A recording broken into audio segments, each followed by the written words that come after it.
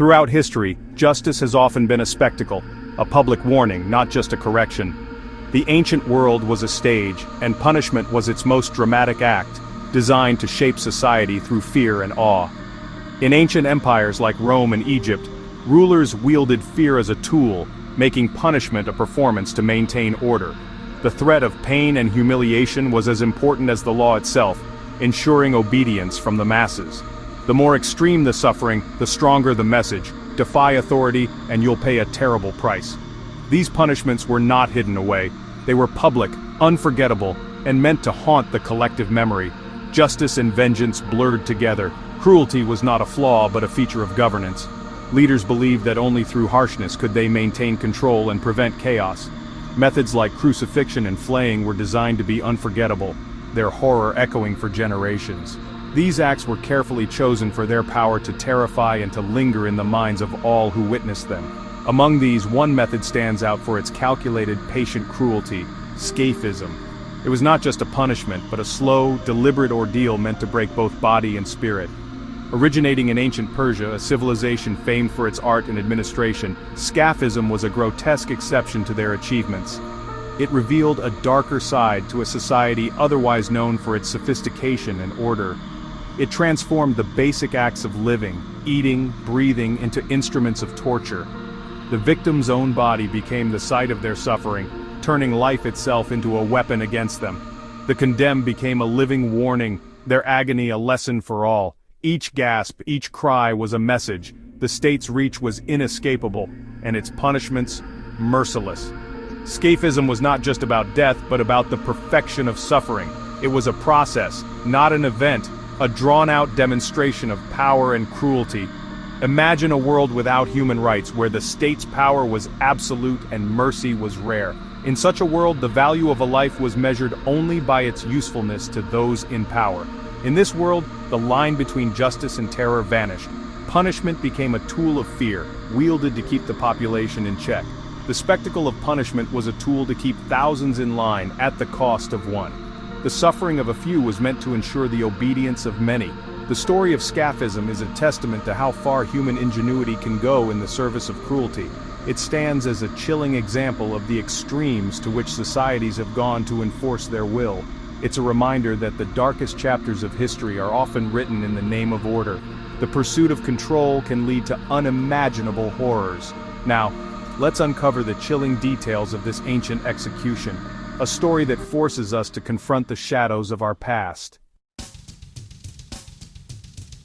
Scaphism began with two boats or hollowed logs, relics of wood shaped by hand and time, their rough surfaces hinting at the suffering to come.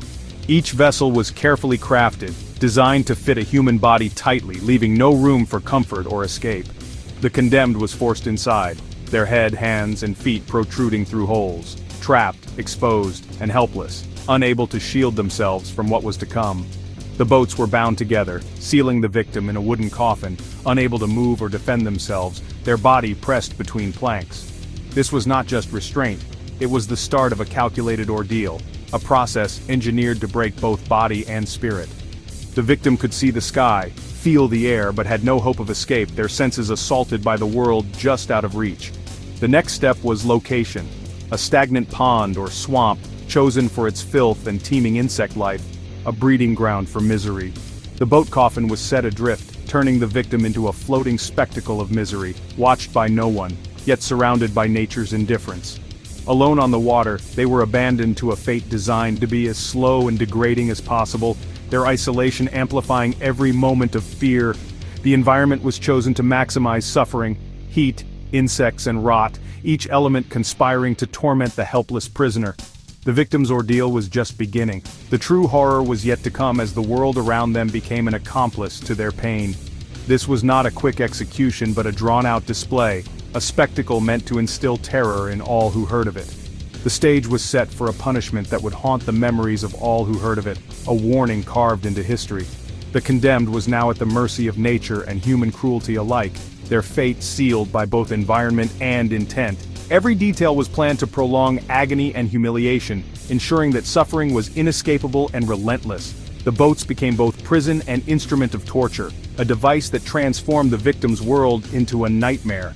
What followed would turn the victim's own body into a weapon against them, as the true torment of Scaphism began to unfold.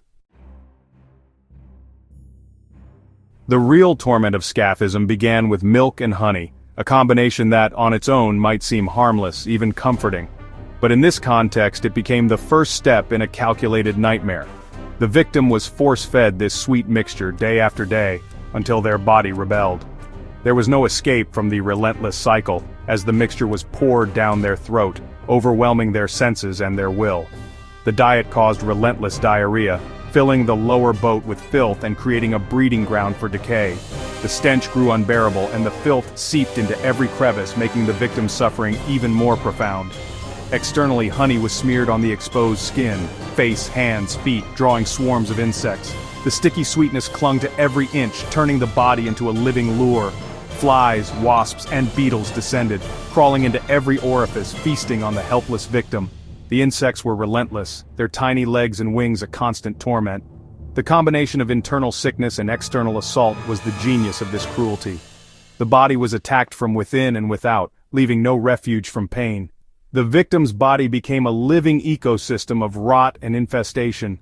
Flesh began to break down, and the line between human and carrion blurred.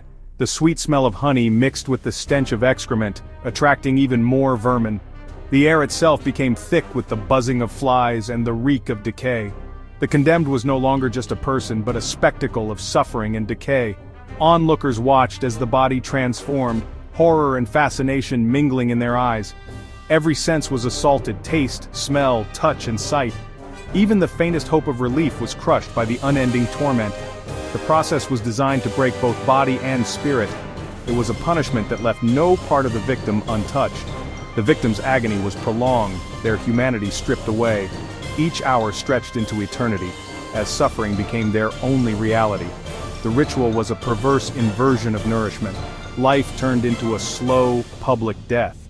What once sustained now destroyed, in full view of all. Scaphism weaponized the natural world, turning insects and bacteria into executioners. Nature itself became an instrument of torture. The horror was relentless, and it was only just beginning. Time in Scaphism was measured by decay, not days. The first days brought thirst, sunburn, and the maddening swarm of insects. Soon, the victim's own waste caused infections and painful sores. Gangrene set in, flesh rotted, and the stench became unbearable. The mind suffered as much as the body, helpless, conscious, and aware of every new horror. Sleep brought no relief, only brief escape from the nightmare. The force-feeding kept the victim alive, prolonging the agony for weeks. Life was sustained only to extend suffering. The condemned hovered between life and death, their body a battleground of infection. The end, when it came, was not a release, but a surrender to rot. Scaphism was the ultimate cruelty, a punishment that refused to let its victim die quickly. It was a slow, methodical dismantling of a human being.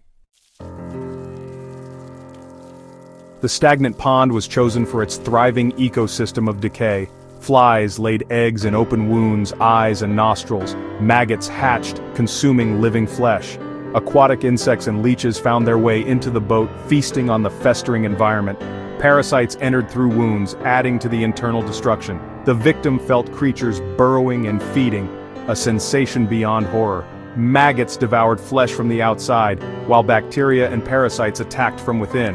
Septicemia set in as infection overwhelmed the body. Every part of the victim was under assault, bitten, stung, and decomposed.